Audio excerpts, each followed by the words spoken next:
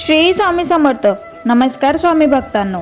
श्री दुर्गा सप्तशती पाठाचे पठण करताना बघा, आपण देवी कवच पठण करतो, त्यानंतर अर्गला स्तोत्र, किलक स्तोत्र, तंतोक्त रात्री सूक्त, वैदिक रात्री सूक्त, देवी सूक्त हे सगळे वाचतो. तर यामागचा नेमका अर्थ काय आहे, काय याचे फायदे आहेत, का आपण वाचतो, ते आज आपण या व्हिडिओ मार्फत जाणून घेणार आहोत. तर बघा, कवच.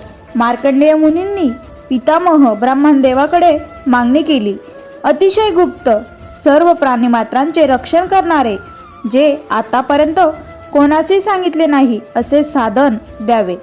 या कवचाने पठण सप्तशती पाठापूर्वीच करावे असे नसून, ज्या ज्या वेळेस आपणास शरीर संरक्षणाची आवश्यकता असेल त्या त्यावेळी पाठ करावा. रोज पाठ करणे उत्तम.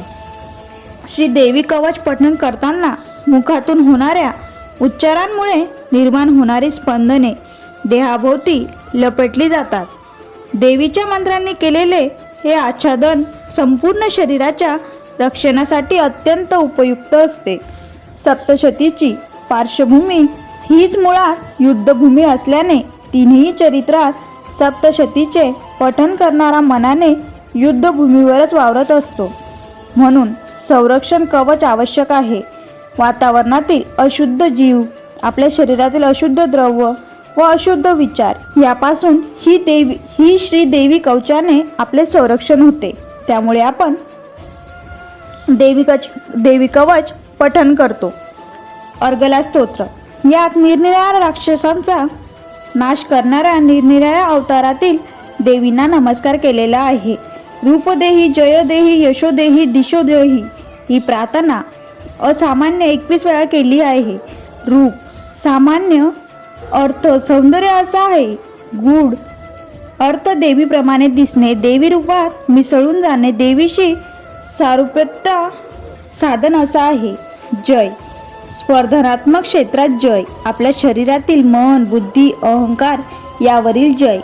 यश सर्व कार्यात यश, आध्यात्मिक, भौतिक, दैविक अशा सर्व कार्यात यश. दिशोंजयी म्हणजे सामान्य अर्थ शत्रुत्वाचा, म्हणजे शत्रूचा नव्हे. नाश आपल्या अंतर्गत षडरूपीचा काम, क्रोध, लोभ, मोह, मद, मत्सर यांचा नाश. आणि मागणी, आम्हाला विद्यावंत, यशवंत, लक्षवंत कर, आरोग्य, सौभाग्य दे. पत्नीच्या बाबतीत एक स्वतंत्र श्लोक दिला आहे. पत्नी मनोरमा देही, मनोवृत्तानुसारिणीम तारिणी दुर्ग संसारात सागरस्य कुलोद्भवहम. पत्नीची 4 विशेषण. 1 मनोरमा, पतीचे मन रमविणारी. 2 मनोवृत्तानुसारिणीम म्हणजेच पतीच्या मनाप्रमाणे वागणारी. दुर्ग संसार तरिणीम म्हणजे कठीण अशा संसारातून तारून नेणारी. आणि कुलोद्भवम म्हणजे उत्तम कुलात जन्मलेली, म्हणजे जिच्यावर चांगले संस्कार झालेले आहेत अशी. तर किलक स्तोत्र. यामुळे सप्तशतीचा पाठ करताना अडथळे येत नाहीत, आले तरी त्यांचे निराकार होते. श्री जगदंबेची उपासना कृष्ण पक्षातील अष्टमी किंवा चतुर्दशीस अवश्य करावी. कृष्ण चतुर्दशीस विशेष महत्त्व आहे, कारण हा दिवस मास पूर्तीचा असल्यामुळे या दिवशी केलेले कर्म संपूर्ण महिन्याचे पुण्य चिरंतर जतन करून ठेवते. महिनाभर केलेली सेवेची सांगता कृष्ण चतुर्दशीला करण्याची प्रथा आहे. श्री दुर्गा सप्तशती ग्रंथाचा पाठ सावकाश, सुस्पष्ट स्वरात व उच्चारात केल्याने देवी कृपा प्राप्त होते. त्याचप्रमाणे रात्री सूक्त. वैदिक रात्री सूक्त. रात्री या नावाची एक अलौकिक देवता आहे.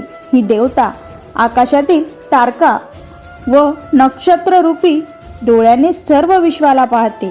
ही रात्री देवी आमच्यावर प्रसन्न हो, जिच्यावर आम्ही सुखाने झोप घेतो. झोप ही मानवाला मिळालेली सुखाची देणगी आहे. पुन्हा उत्साह येण्यासाठी आवश्यक असलेली सुख निद्रा ही रात्री देवीच देते. आकाशात प्रकट होत असल्यामुळे हिला आकाशाची कन्या मानतात. तंत्रोक्त रात्री सूक्त म्हणजे सप्तशती अध्याय 1ला श्लोक 71 ते 87 आदी मायेच्या मायेने भगवान श्री विष्णू योग निद्रेत असताना मोहित करून भगवान विष्णूस त्या राक्षसाचा वध करण्यास प्रवृत्त करण्यासाठी केलेली प्रार्थना. रात्र अंधार म्हणजे अज्ञात ते नाहीसे करून ज्ञान मिळवण्यासाठीची प्रार्थना. जन्मांतर अनेक जणांचे ऋण येते, या ऋणातून मुक्त होण्यासाठीच प्रार्थना. देवी सूक्त. हे सूक्त खुद देवी परमेश्वराच्या मुखातून बाहेर पडलेले आहे. हे देवीचे विश्वरूप दर्शनच आहे. वसु, रुद्र, आदित्य याचा संबंध पितृदेवतेकडे येतो. पिता, पितामह, प्रपितामह यावरून मानव व देवता यांचाच उद्धार करण्याचे कार्य देवीकडून होत नसून हा देवी पित्राचाही उद्धार करते. तर बघा, दुर्गा सप्तशतीमध्ये जे काही आपण पठण करतो, आता मी जे काही सांगितले याचा अर्थही सांगितले, तर आपण का पठण करतो याची काय फलश्रुती आहे ते आपण आजच्या व्हिडिओमधून बघितलं.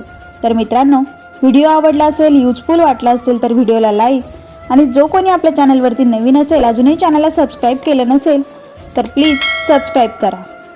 भेटूया अशाच एका नवीन व्हिडिओसोबत, नवीन माहितीसोबत. तोपर्यंत धन्यवाद. श्री स्वामी समर्थ. जय जय स्वामी समर्थ.